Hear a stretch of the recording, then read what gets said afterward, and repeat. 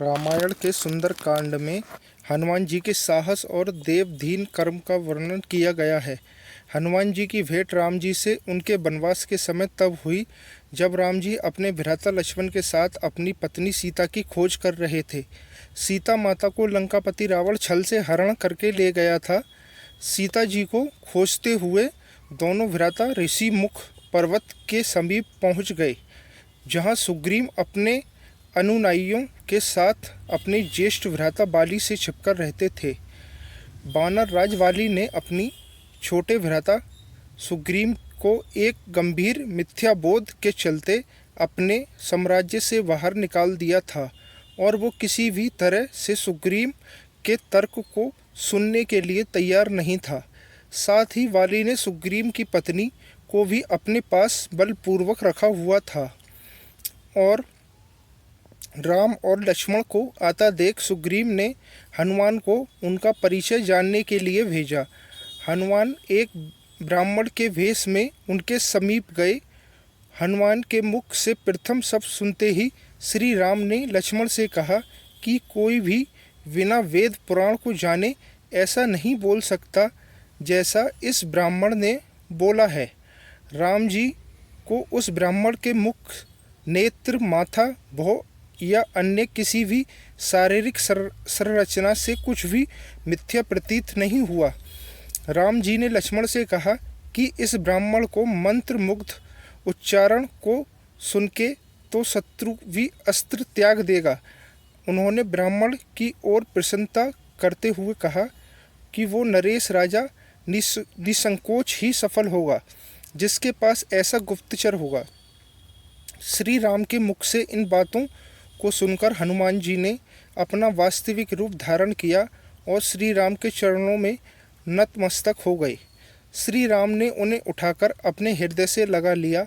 उसी दिन एक भक्त और भगवान का हनुमान और प्रभु राम के रूप में अटूट और अनिश्चर मिलन हुआ। तत्पश्चात हनुमान ने श्री राम और सुग्रीव की मित्रता करवाई। इसके पश्चात ही श्री राम ने बाली को मारकर सुग्रीव को उनका सम्मान और गौरव वापस दिलाया और लंका युद्ध में सुग्रीव ने अपनी वानर सेना के साथ श्री राम का सहयोग दिया। सीता माता की खोज में वानरों ने एक दल दक्षिण तट पर पहुंच गया, मगर इतने विशाल सागर को लांघने का साहस किसी में भी नहीं था। स्वयं हनुमान भी बहुत चिंतित थे कि इस समस्या का समाधान कैसे निकाला जाए। उसी समय जामवंत और बाकी अन्य वानरों ने हनुमान को उनकी अद्भुत शक्तियों का स्मरण कराया। अपनी शक्तियों का स्मरण होते ही हनुमान ने अपना रूप विस्तार किया और पवन वेग से सागर को उड़के पार करने लगे। रास्ते में उन्हें एक पर्वत मिला और उसने हनुमान से कहा कि उनके पिता का उसके ऊपर ऋण है। साथ ही उस पर्वत ने हनुमान से थोड़ा विश्राम करने को भी कहा, आग्रह किया, मगर हनुमान जी ने कि चिंतित मात्र भी समय व्यर्थ न करते हुए पर्वतराज को धन्यवाद किया और आगे बढ़ चले। आगे चलकर उन्हें एक राक्षसी मिली, जिसने कि उन्हें अपने मुख में घुसने की चुनौती दी।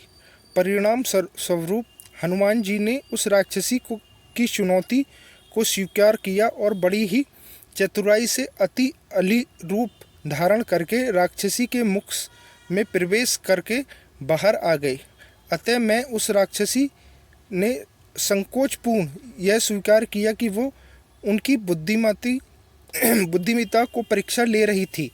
आखिरकार हनुमान सागर पार करके लंका पहुँचे और लंका की शोभा और सुंदरता को देखकर आश्चर्यचकित रह गए और उनके मन में इस बात का दुख भी था कि यदि रावण नहीं माना तो इतनी सुंदर लंका का सर्वनाश हो जाएगा। तत्पश्चात हनुमान ने अशोक वाटिका में सीता जी को देखा और उनको अपना परिचय बताया। साथ ही उन्होंने माता सीता को संदावना दी और साथ ही वापस प्रभु श्री राम के पास साथ चलने के लिए आग्रह किया, मगर माता सीता ने यह कहकर अस्वीकार कर दिया कि ऐसा होने पर श्री राम पुरुषार्थ को ठेस पहुंचेगी। हनुमान ने माता सीता को प्रभु श्री राम के संदेश का ऐसे वर्णन किया जैसे कोई महान ज्ञानी लोगों को ईश्वर की महानता के बारे में बताता है। माता सीता से मिलने के पश्चात हनुमान प्रतिशोध लेने के लिए लंका को तहस नहस करने लगे। उनको बंदी बनाने के लिए रावण पुत्र मेघनाथ इंद्रजीत ने ब्रह्मास्त्र का प्रयोग किया। ब्रह्मा जी का सम्मान करते हुए हनुमान ने स्वयं को ब्रह्मास्त्र के बंधन में बंधने दिया। साथ ही उन्होंने विचार किया कि इस अवसर का लाभ उठाकर वे लंका के विख्यात रावण से भी मिल लेंगे और उसकी शक्ति का अनुमान भी लगा लेंगे। इन्हीं सब बातों को सोचकर हनुमान ने स्वयं को रावण के सक्षम बंदी बनकर उपस्थित होने दिया। जब उन्हें रावण के सक्षम लाया गया, उन्होंने रावण को प्रभु श्री राम का चेतावनी भरा संदेश सुनाया और साथ ही ये भी कहा कि यदि रावण माता सीता को आदर पूर्वक प्रभु श्री राम को लौटा देता है तो प्रभु उसे क्षमा कर देंगे। क्रोध में आकर रावण हनुमान को मृत्यु दंड देने का आदेश दिया, मगर रावण ने छोटे भाई विभीषण ने यह कहकर बीच विचार किया कि एक दूत को मारना पाप है, आचार संहिता के विपरीत है। यह सुनकर रावण ने हनुमान की पूंछ में आग लगाने का आदेश दिया।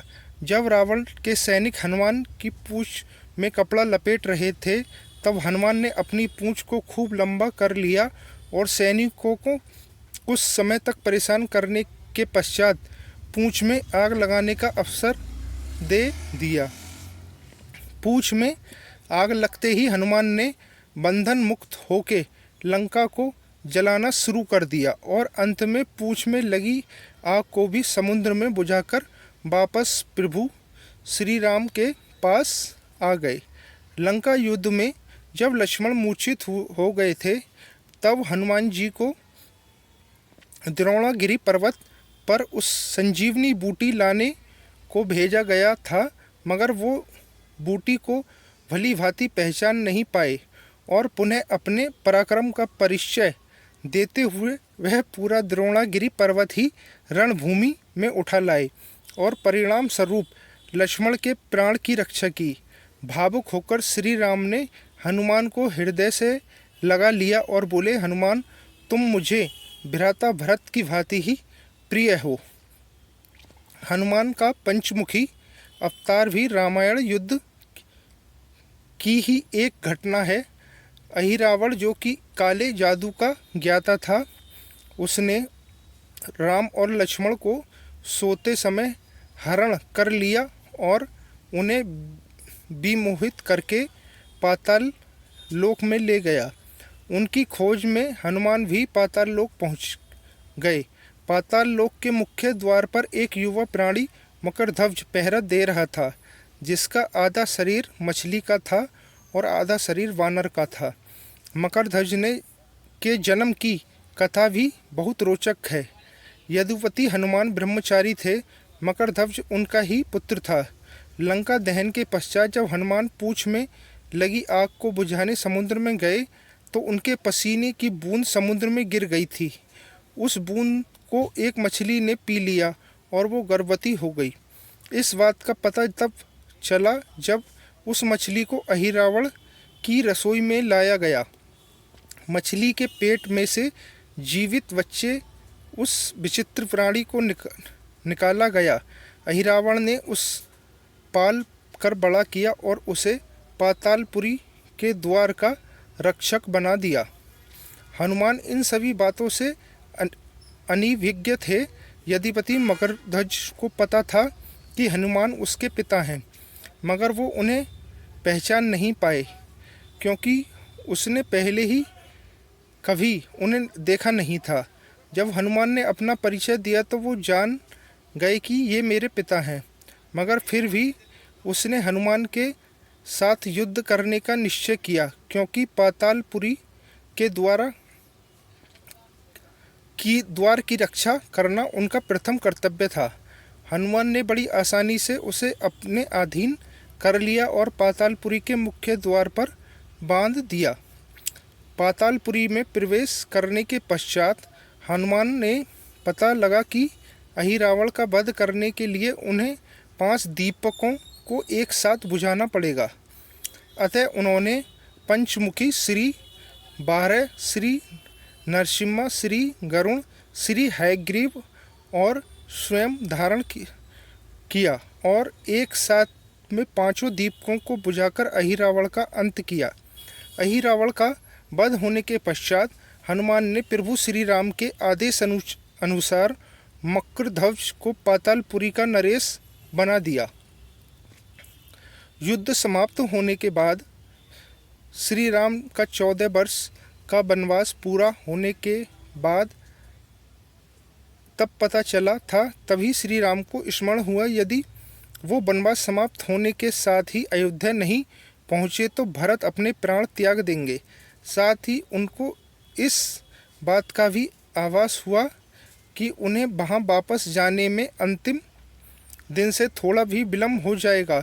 इस बात को सोचकर श्री राम चिंतित थे, मगर हनुमान ने अयोध्या जाकर श्री राम के आने की जानकारी दी और भरत के प्राण बचाकर श्री राम को चिंता मुक्त किया। अयोध्या में राज्य अभिषेक होने के बाद प्रभु श्री राम ने उन्हें सभी को सम्मानित करने का निर्णय लिया जिन्होंने लंका युद्ध में रावण को पराजित करने में उनकी सहायता की थी। उनकी सभा में एक भव्य समारोह का आयोजन किया गया जिसमें पूरी सेना को उपहार देकर सम्मानित किया गया। हनुमान को भी उपहार लेने के लिए बुलाया गया। हनुमान मंच पर पहुंच गए, मगर उन्हें उपहार की कोई जिज्ञासा नहीं थी।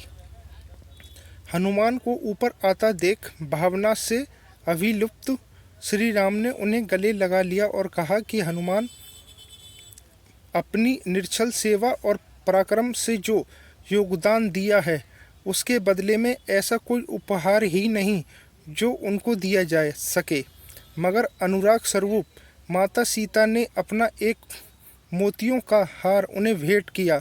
उपहार लेने के उपरांत हनुमान माला के एक एक मोती को तोड़कर देखने लग गए। देखकर ये सब उपस्थित सदस्यों ने इसका कारण पूछा तो हनुमान ने कहा कि वो ये देख रहे हैं कि मोतियों के अंदर उनके प्रभु श्री राम और माता सीता हैं कि नहीं, क्योंकि यदि वो इनमें नहीं है तो इस हार का उनके लिए कोई मूल्य नहीं है।